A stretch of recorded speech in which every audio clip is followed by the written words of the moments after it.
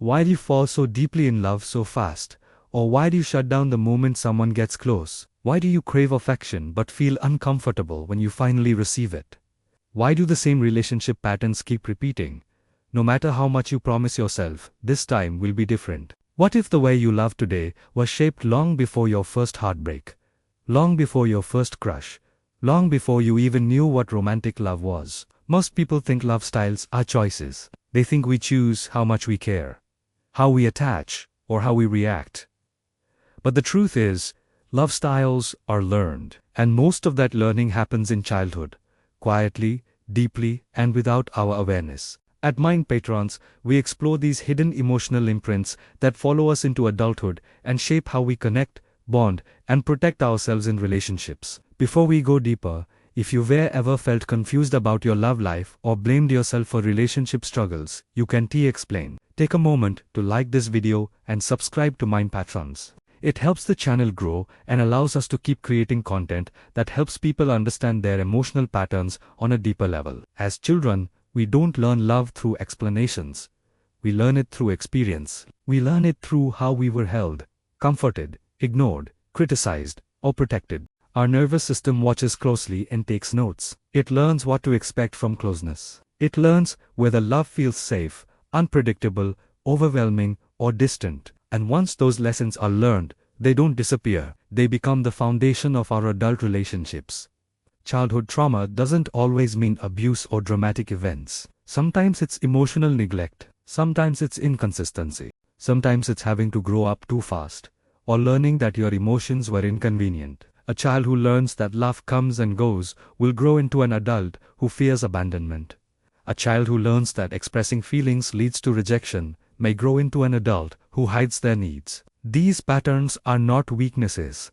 They are survival responses. Some people grow up learning that love must be earned. They had to be good, helpful, quiet, or successful to receive attention. As adults, they often become people pleasers in relationships. They give too much, forgive too quickly, and stay too long. They fear being too much, yet they are exhausted from doing everything to keep love alive. Deep down, they are still trying to secure the love they once had to work for. Others grow up in environments where emotions were ignored or dismissed. They learned early that relying on others leads to disappointment. As adults, they may appear strong and independent, but intimacy feels threatening. They shut down during conflict, avoid emotional conversations, or feel trapped when someone needs them. This isn't coldness, it's protection. Then there are those who experienced love mixed with pain. Warmth followed by withdrawal, affection followed by criticism.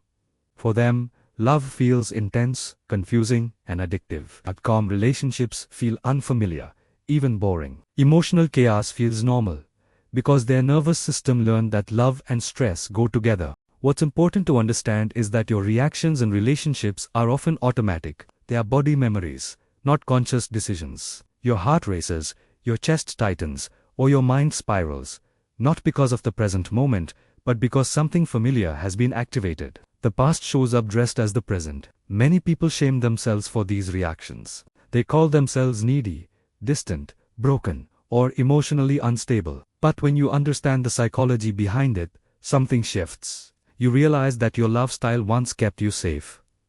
It helped you adapt to the environment you grew up in, and that deserves compassion, not judgment. At Pattrens, we believe awareness is where healing begins. When you recognize your patterns, you stop fighting yourself. You begin to slow down your reactions.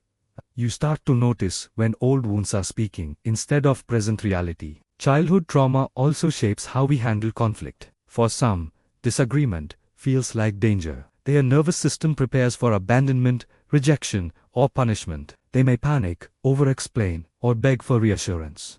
For others, conflict feels overwhelming, so they emotionally disappear.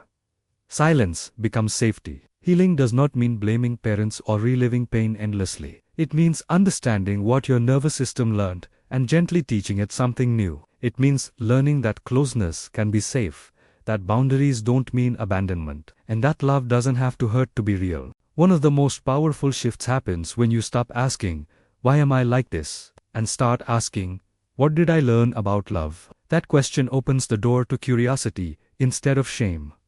Healthy love often feels calm, steady, and predictable. But for trauma-shaped nervous systems, calm can feel unfamiliar, even uncomfortable. That's why many people leave healthy relationships without fully understanding why.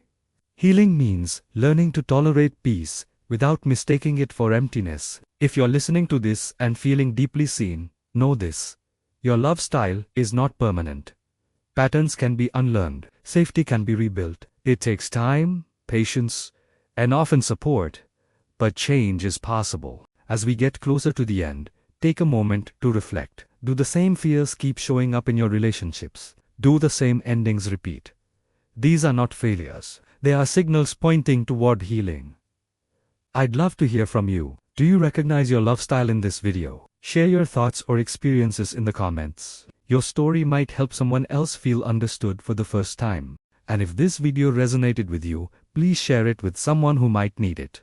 Understanding how childhood shapes love can change the way someone sees themselves forever. Thank you for spending this time with Pattrens, where we uncover the hidden psychology behind love, attachment, and emotional healing.